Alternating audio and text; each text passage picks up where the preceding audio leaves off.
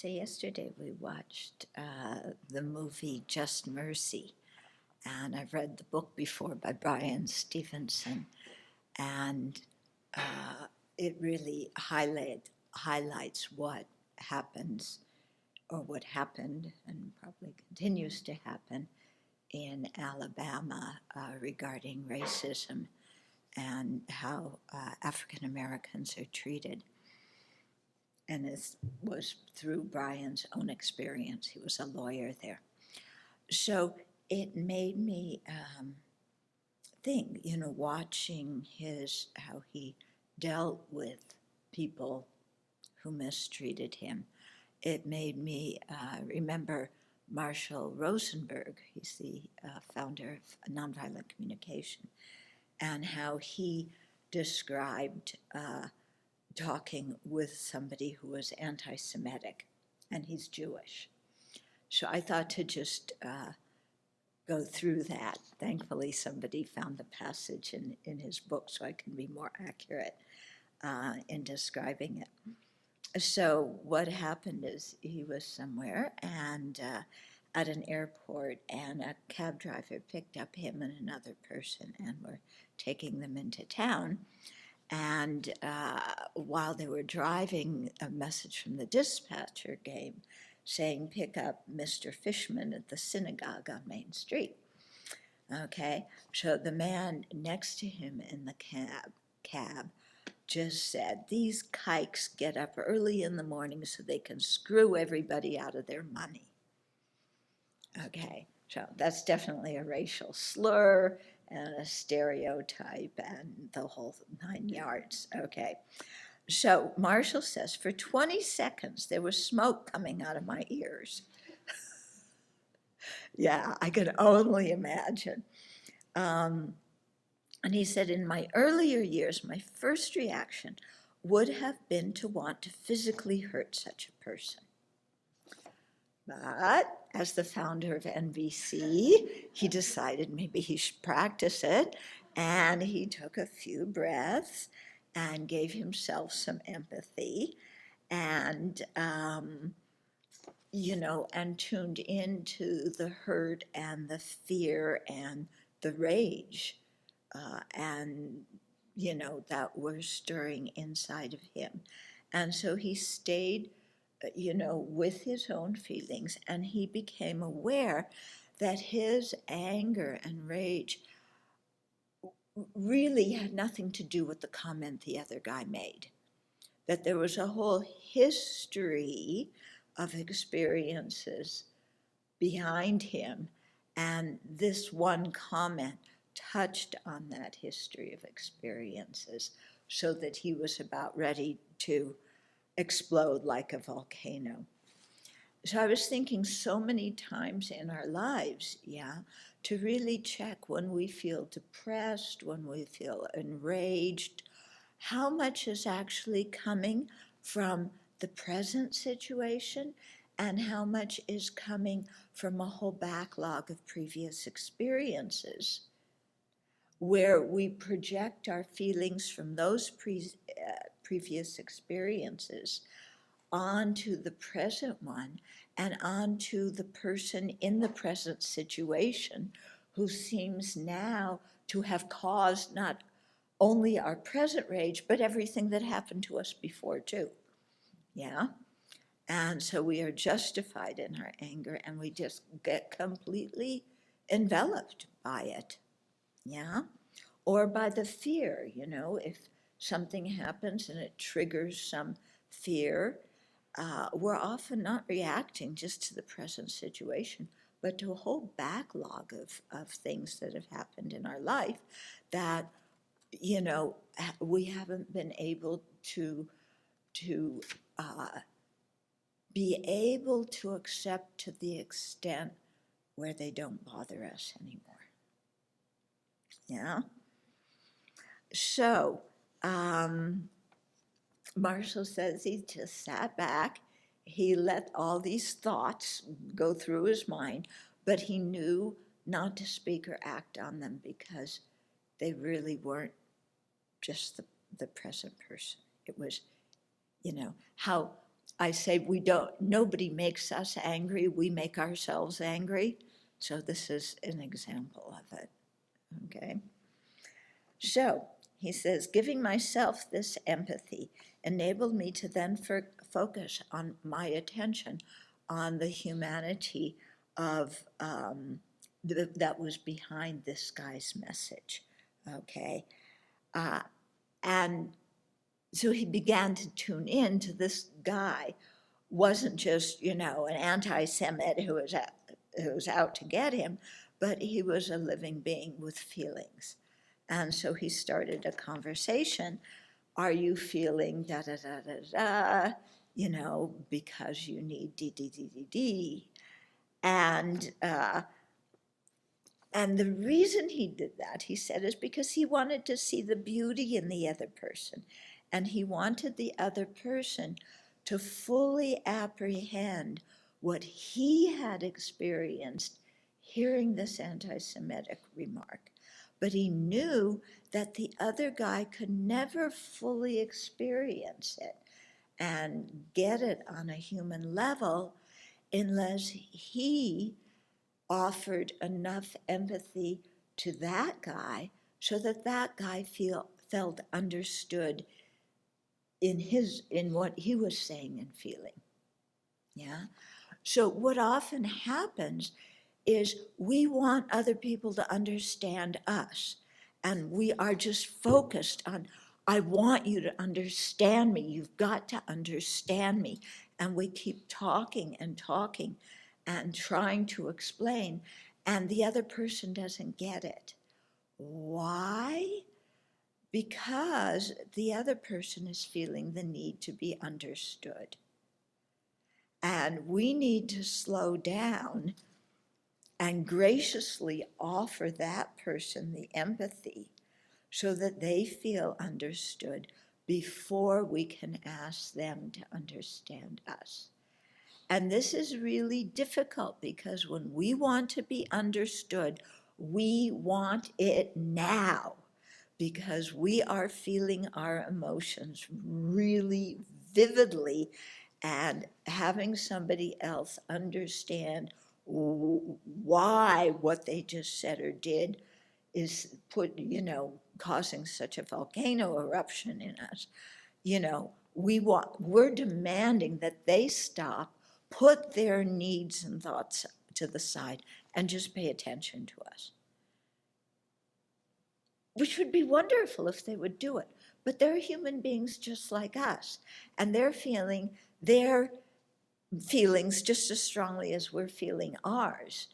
And so this is the time where we really have to put somebody else's needs before our own, knowing that if we do, eventually our own needs will get met. But if we don't do that and we just push and insist that they have to understand us first, they won't. And our needs won't get met, nor will theirs. So this is relating kind of to what when His Holiness says, if you want to be selfish, be intelligently selfish and take care of others, because if you do, it'll benefit you in the end. This is a good example of it. Yeah. But here it's not just gritting my teeth and I'm going to tune that other person out, but, ask them for their feelings. It's really stopping and listening and caring about them.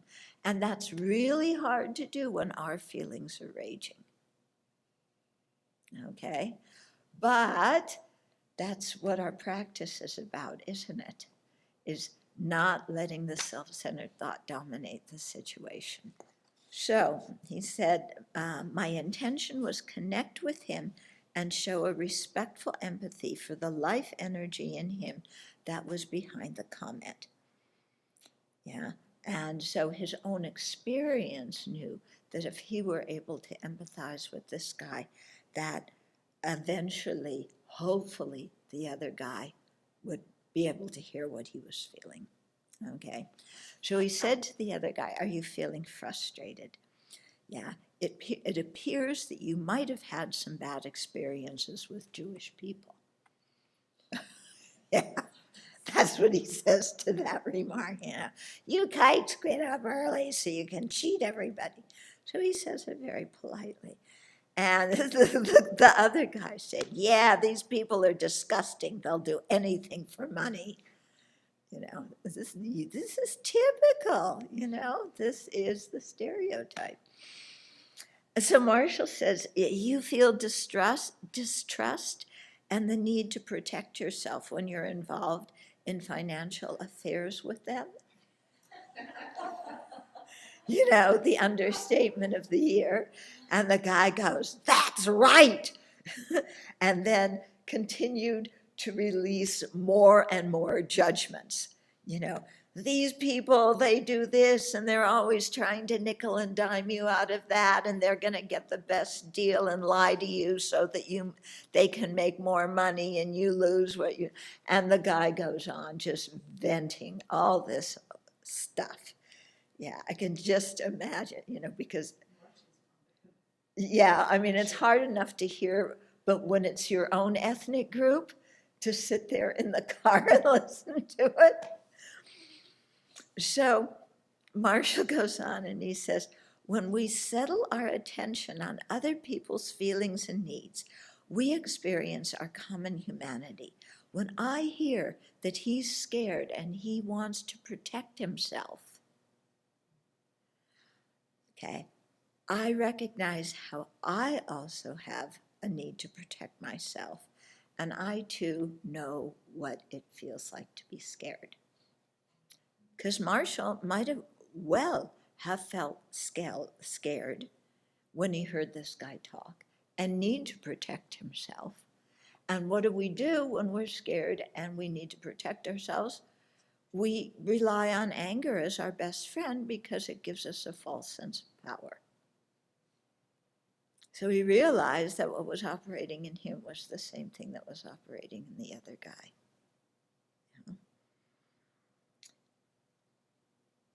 Okay, when my consciousness is focused on another human being's feelings and needs, I see the universality of our experience. I had a major conflict with what went on in the guy's head with his thoughts, but I've learned that I enjoy human beings much more if I don't hear what they think. I want to highlight that in I don't know how many colors, that don't listen to what people think, because oftentimes what people think it's nonsensical. It doesn't make any sense. And if we judge people on what they think, then we can't find a way to communicate with them because we say they're totally different than me. They're da-da-da-da-da-da-da-da, and I'm d-d-d-d-d, and I can't communicate with them because of that reason. Okay, so for example, I watched a little clip this morning in which Eric Trump said that the protesters are animals. Yeah. And called them animals, and what they were doing is not the American way of doing things. And, his father's going to protect religious liberty and so on and on. Okay. So if I pay attention to what Eric Trump, I said Eric, right?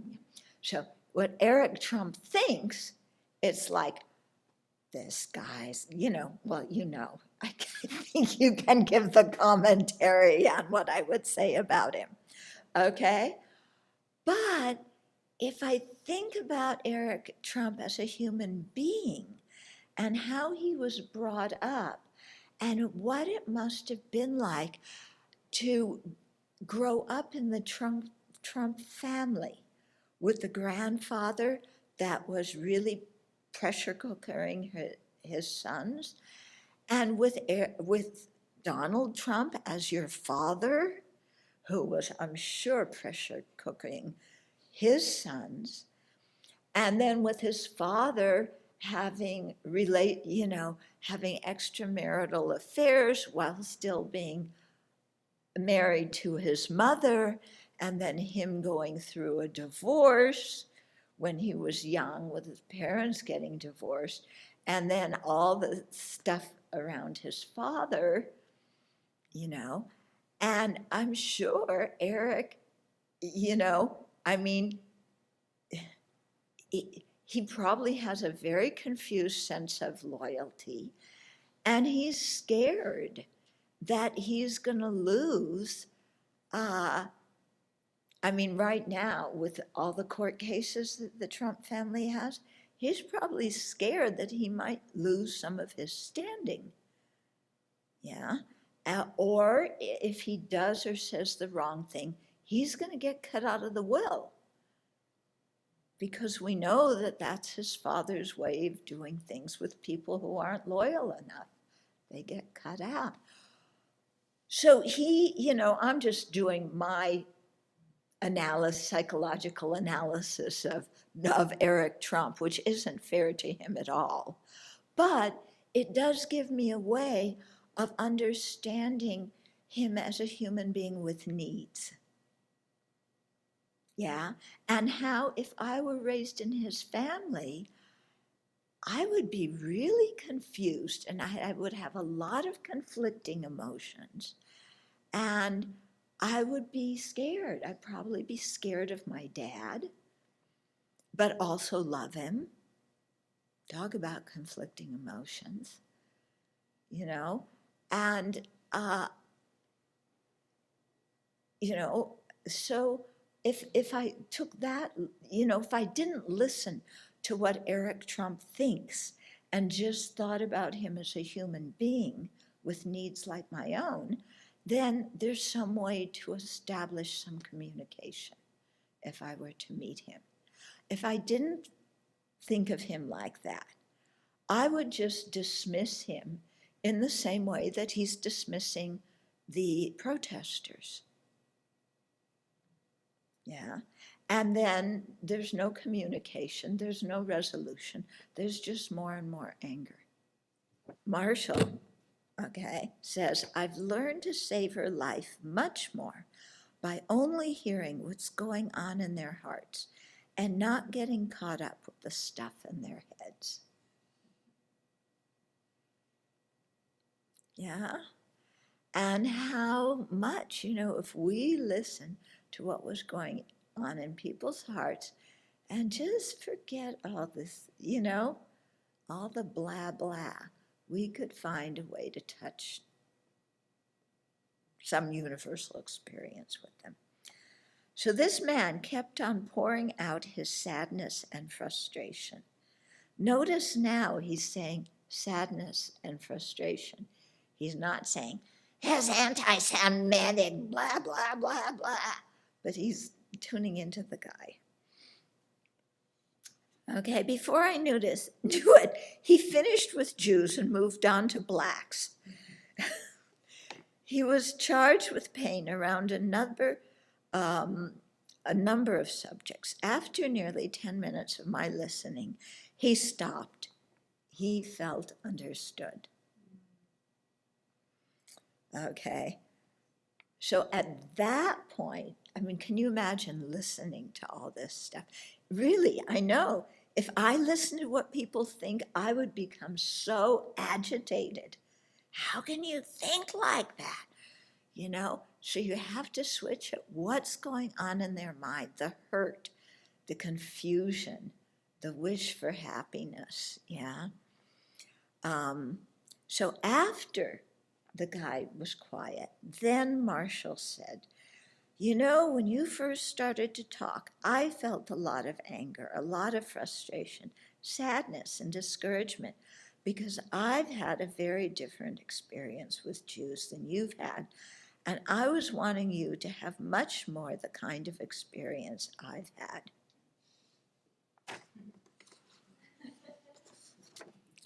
Yeah, like, gee, I wish you could have felt what it's like at a Jewish holiday family dinner, you know, when everybody's celebrating together and eating together, and everybody walks around with big with big lipstick prints on their cheeks. Because all your aunts and mothers and grandmothers are kissing you on your cheeks. They love you so much.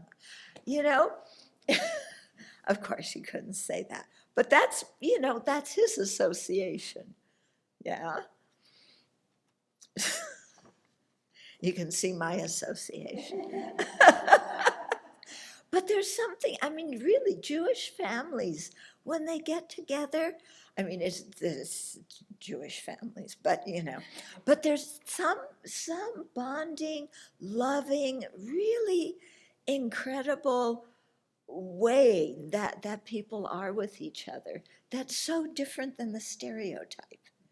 Okay, and that's what he was trying to say. I wish you had had some of those good experiences. So then the man, and then Marshall says, "Can you tell me what you heard me say?" And the man says, "Oh, I'm not saying that they're all like this, blah, blah, blah, blah." Okay, and Marshall says, "Excuse me, hold on. Can you tell me what you heard me say?" Man said, "What are you talking about?" Yeah. Have you ever tried this sometime when you're discussing with somebody? Ask them to repeat what they heard you say, and then you could tell what is getting through to them, because sometimes they cannot repeat because they aren't hearing it. They're caught up in their own emotions, and until, they feel understood and not blamed, they cannot listen. So Marshall says, "Let me repeat what I'm trying to say." He doesn't say, "You idiot, I've said it 2 times already. Why can't you repeat it?" Yeah, he just says, "Let me say it again. I really want you just to hear the pain I felt when I heard your words. It's really important to me that you hear that. I was saying that I felt a real sense of sadness because my experiences with Jewish people have been very different. I was just wishing that you had had some experiences that were different from the ones you were describing. Can you tell me what you heard me say?" And the guy says, "You're saying I have no right to talk the way I did." Okay, so Marshall says, "No, I would like you to hear me differently. I really don't want to blame you. I have no desire to blame you." Okay, this is key. This is another one I want to underline in, flashing colors. Okay, so he says, "I intended to slow down the conversation because in my experience, whenever other people hear blame, they have failed to hear my pain. Because when other people, feel that they're being blamed, even if we are not blaming them, if they think that we are blaming them, and we're not, and they're going into their old habit pattern of, people don't understand me, all they do is blame me, and I can't say what I really want to say because they'll criticize me. If they just go into that, then they haven't really heard the pain. And unless they've heard the pain, their views are not really going to change. Okay? So if I can stop here again, I know I'm doing a very long BBC, but, okay, nowadays if you read the news, all sorts of people are somersaulting over themselves to apologize for things they've said. Yeah? Because people will say something that they're used to saying that is racist. Somebody will call them on it, and then they go, "Oh, I'm really sorry. I now see what I said was insensitive. I didn't mean to hurt anybody. I'm going to try and, learn more about the situation more and, basically don't think I'm a bad person. I'm trying to protect my reputation. But they don't say that part because they're probably not aware of that part. Okay? But what's happening is people are apologizing, but is it all happening too quickly?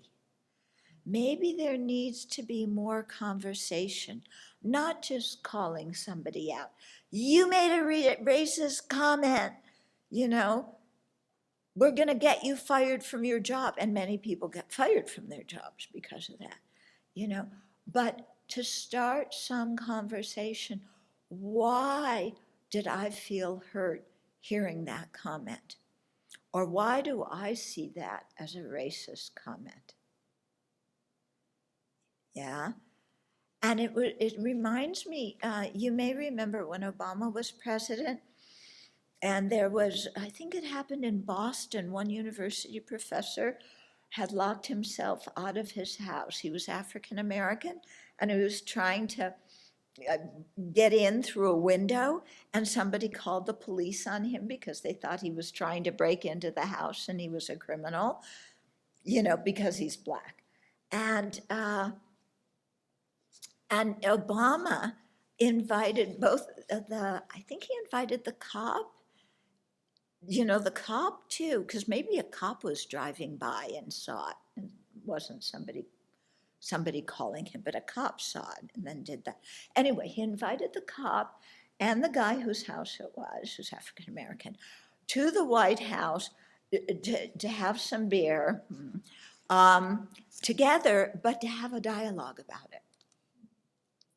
And that is, if they had a dialogue so that the cop could really understand what it's like to be trying to get into your own house and then be cornered as a robber or a burglar, and that if you were white, they wouldn't have stopped. Well, they would have stopped and said, "Can I help you? What's the problem?" Instead of, "Show me your ID, and, what are you doing here doing this?" Yeah. If they could have had that kind of communication, that would have really changed the person's mind. So, a lot of people now are realizing what racist statements are, and they're apologizing. But the real thing needs to have some communication in there, where people feel heard, and where the people making the comment don't feel blamed. Because as soon as they feel blamed, whether we were blaming them or not, and sometimes we are blaming them. We're not all Marshall Rosenberg. Sometimes we want to blame them, and we want them to feel like they made a mistake and that they were wrong. But as soon as somebody feels blamed, they either go into being defensive and angry because you don't understand me, and who are you to blame me when you don't understand me? Or they go into culpa mea, I really am terrible. Oh, I feel so guilty about this. How could I have done that? And neither one of those responses is genuinely working through the issue. Yeah? And on our part too, because we go from being one part of this dialogue to the other part of the dialogue. So we have to check if we're trying to blame somebody and make them feel bad. But also when we're in the position of somebody calling us out on something, to stop and okay, am I getting angry because I don't feel understood? Or am I blaming myself? Because if I'm doing either of those things, something's, we need to slow it down and have more communication.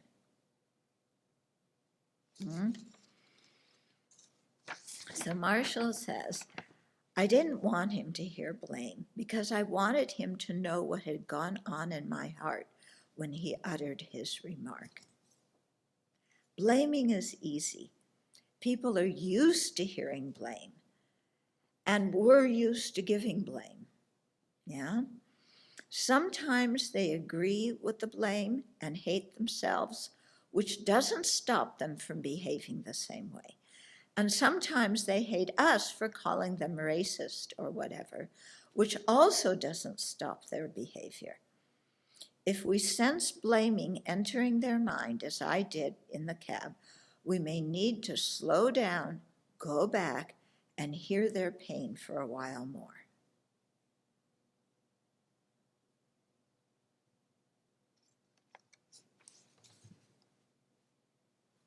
Okay, so this fits in very well with the Bodhisattva practice, doesn't it?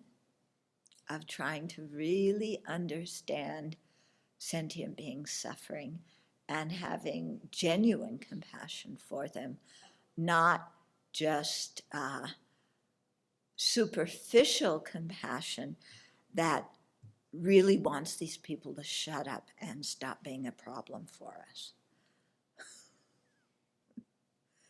Yeah, but really understanding their pain.